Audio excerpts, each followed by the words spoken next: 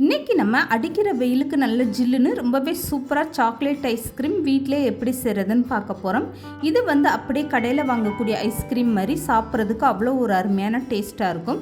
இந்த chocolate ice cream செய்கிறதுக்காக 2 10 ரூபா ஹாப்பி பிஸ்கட் பாக்கெட் இருந்தால் போதுங்க. ரொம்பவே சூப்பராக செஞ்சு முடிச்சிடலாம். அப்படியே கடையில் வாங்கக்கூடிய சாக்லேட் ஐஸ்கிரீம் மாதிரி சாப்பிட்றதுக்கு அவ்வளோ ஒரு அருமையான டேஸ்ட்டாக இருக்கும். ஹலோ ஃப்ரெண்ட்ஸ், வெல்கம் டு சமே டிலைட்.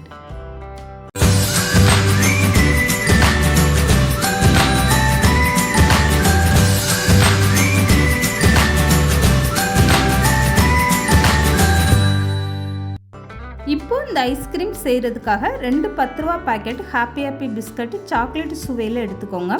இப்போ இந்த பிஸ்கட்டை ஓப்பன் பண்ணிவிட்டு ஒரு தட்டில் போட்டுட்டு ஒன்றும் பாதியமாக நல்லா உடச்சி விட்டுருங்க. அப்போ தான் மிக்ஸி ஜாரில் சேர்த்து அரைக்கும் போது உங்களுக்கு நல்லா ஈஸியாக அரைப்பட்டு வரும். இந்த மாதிரி நீங்கள் பிஸ்கட் சேர்த்து ஐஸ்கிரீம் செய்யும்போது உங்களுக்கு அப்படியே ஐஸ்கிரீம் நல்லா சாக்லேட் ஃப்ளேவரில் சாப்பிட்றதுக்கு ரொம்பவே சூப்பராக இருக்கும். இந்த ஐஸ்கிரீம் செய்கிறதுக்காக நான் ஹாப்பி பிஸ்கட் எடுத்திருக்கேன். நீங்கள் சாக்லேட் சுவை உள்ள வேறு எந்த பிஸ்கட் வேணாலுமே பயன்படுத்திக்கோங்க. இப்போ இந்த பிஸ்கட் எல்லாமே இந்த மாதிரி சின்ன சின்ன பீஸாக உடச்சி போட்டுக்கோங்க. 2 பாக்கெட் பிஸ்கட் எடுத்திங்கன்னா இதில் செய்யக்கூடிய ஐஸ்கிரீம் பார்த்தீங்கன்னா 5லேருந்து 6 பேர் தாராளமாக சாப்பிடலாம். அந்த அளவுக்கு இந்த ஐஸ்கிரீம் நிறையாவே இருக்கும். இப்போ இந்த பிஸ்கட் எல்லாமே சின்ன சின்ன பீஸாக இந்த மாதிரி உடச்சி போட்டாச்சு பாருங்கள். இதை அரைச்சி எடுக்கிறதுக்காக ஒரு பெரிய மிக்ஸி ஜார் எடுத்துக்கோங்க. மிக்ஸி ஜார் ஈரம் இல்லாத அளவுக்கு நல்லா தொடச்சிட்டு எடுத்துக்கோங்க. இப்போ உடச்சி எடுத்துருக்க பிஸ்கட்டை அப்படியே இந்த மிக்ஸி ஜாரில் சேர்த்துக்கோங்க. பிஸ்கட் சேர்த்து இந்த ஐஸ்கிரீம் செய்கிறதுனால இனிப்போட அளவை நீங்கள் குறைச்சே சேர்த்துக்கோங்க. இப்போ மிக்ஸி ஜாரில் பிஸ்கட் சேர்த்ததுக்கப்புறம் 1/4 கப் அளவுக்கு வெள்ளை சக்கரை சேர்த்துக்கோங்க. ஏற்கனவே பிஸ்கட்லேயே இனிப்பு இருக்கிறதுனால 1/4 கப்பு சக்கரை போதுமான அளவு. இப்போ இது கூடவே 3 ஸ்பூன் அளவுக்கு பால் பவுடர் சேர்த்துக்கோங்க. இப்போ இது மூடி போட்டுட்டு நல்லா பவுடராக அரைச்சி எடுத்துகிட்டு வந்துடுங்க.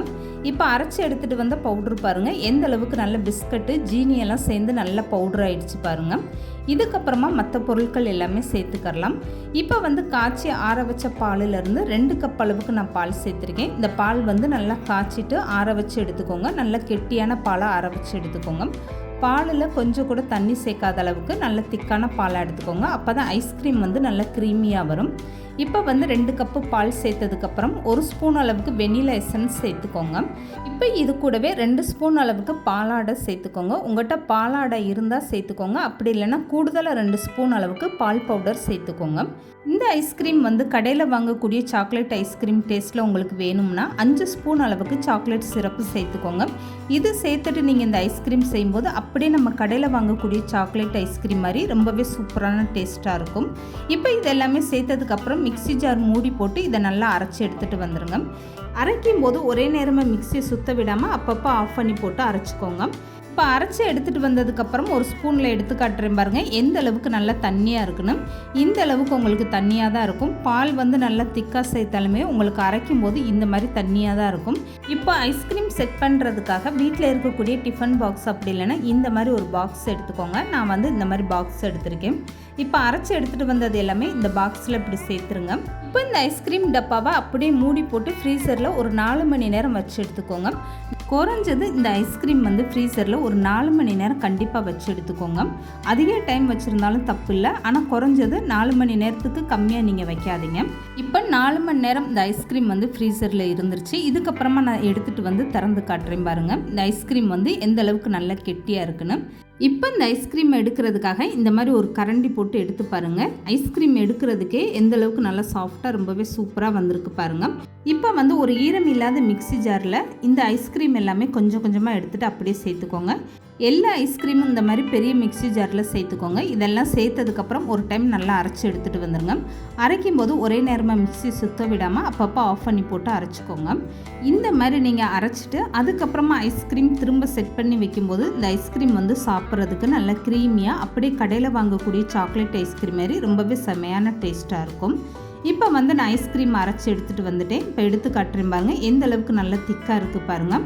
இந்த ஐஸ்கிரீமை ஒரு டைம் நீங்கள் ஃப்ரீசரில் வச்சு எடுத்துகிட்டு அதுக்கப்புறமா அரைச்சிட்டு நீங்கள் ஐஸ்கிரீமாக செட் பண்ணும்போது இந்த ஐஸ்கிரீம் சாப்பிட்றதுக்கு நல்லா க்ரீமியாக ரொம்பவே சூப்பரான டேஸ்ட்டாக இருக்கும். இப்போ அரைச்சி எடுத்துகிட்டு வந்த இந்த ஐஸ்கிரீமை அதே பாக்ஸில் நீங்கள் அப்படியே செட் பண்ணிக்கோங்க. இப்போ இந்த பாக்ஸில் ஐஸ்கிரீம் எல்லாமே சேர்த்ததுக்கப்புறம் இதுக்கு மேலே இந்த மாதிரி ஒரு சின்னதாக கவர் போட்டுக்கோங்க. பால் கவர் இருந்தால் அது போட்டுக்கோங்க, அப்படி இல்லைன்னா இந்த மாதிரி கவரை கட் பண்ணிவிட்டு நீங்கள் சேர்த்துக்கோங்க. இந்த மாதிரி கவர் போட்டுட்டு அதுக்கப்புறமா நீங்கள் மூடி போட்டு நல்லா டைட்டாக மூடி வச்சுருங்க. இதை வந்து குறைஞ்சது ஒரு 8 மணி நேரம் நீங்கள் ஃப்ரீசரில் வச்சு எடுத்துக்கோங்க. அப்போ வந்து இந்த ஐஸ்கிரீம் வந்து நல்லா க்ரீமியாக ரொம்பவே சூப்பராக இருக்கும். இப்போ 8 மணி நேரம் நான் வந்து ஃப்ரீசரில் வச்சு இந்த ஐஸ்கிரீம் எடுத்துகிட்டு வந்துட்டேன். இதுக்கப்புறம் மூடியை திறந்து காட்டுறேன் பாருங்கள். இந்த ஐஸ்கிரீம் வந்து எந்த அளவுக்கு ரொம்பவே சூப்பராக வந்திருக்குன்னு. இப்போ மேலே இருக்கக்கூடிய இந்த கவரை வெளியே எடுத்துருங்க. அவ்வளோதாங்க. இந்த ஐஸ்கிரீமை தொட்டு பார்த்தீங்கன்னா இந்த அளவுக்கு நல்லா செட் ஆகிருக்கணும். கையில் தொடும் போதே பாருங்கள் எந்த அளவுக்கு நல்லா செட் ஆகி ரொம்பவே சூப்பராக வந்திருக்கணும். இப்போ வந்து இந்த மாதிரி ஒரு குழிக்கரண்டி வச்சுட்டு நீங்கள் இந்த ஐஸ்கிரீம் எடுத்துருங்க. அவ்வளோதாங்க. எடுக்கும் போதே எந்த அளவுக்கு நல்லா சாஃப்டாக ரொம்பவே சூப்பராக வருது பாருங்கள். அப்படியே கடையில் வாங்கக்கூடிய சாக்லேட் ஐஸ்கிரீம் மாதிரி சாப்பிட்றதுக்கு அவ்வளோ ஒரு அருமையான டேஸ்ட்டாக இருந்துச்சு. கரண்டியில் எடுக்கும்போது எவ்வளோ ஸ்மூத்தாக ரொம்பவே சூப்பராக வருது பாருங்கள். இந்த சாக்லேட் ஐஸ்கிரீம் குறைஞ்ச செலவில் நீங்கள் வீட்டில் செஞ்சு குழந்தைகளுக்கெல்லாம் கொடுத்து பாருங்கள். ரொம்பவே ஆஹா ஓஹோன்னு விரும்பி சாப்பிடுவாங்க. அந்த அளவுக்கு ரொம்பவே அருமையான டேஸ்ட்டாக இருக்கும். இந்த மாதிரி சாக்லேட் ஐஸ்கிரீம் ஒரு டைம் நீங்கள் வீட்டில் செஞ்சு கொடுத்தா போதுங்க. இனி எப்போதுமே கடையில் வேண்டான்னு சொல்லிடுவாங்க. வீட்டிலேயே தான் செய்ய சொல்லி அடம் பிடிச்சி கேட்பாங்க. அந்த அளவுக்கு இந்த சாக்லேட் ஐஸ்கிரீம் ரொம்பவே அருமையான டேஸ்ட்டாக இருக்கும். இந்த ஐஸ்கிரீம் செய்கிறதுக்காக நீங்கள் அதிக காசு போட்டு செலவு பண்ண வேண்டாங்க. குறைஞ்ச செலவில் ரொம்பவே சூப்பராக செஞ்சு முடிச்சிடலாம்.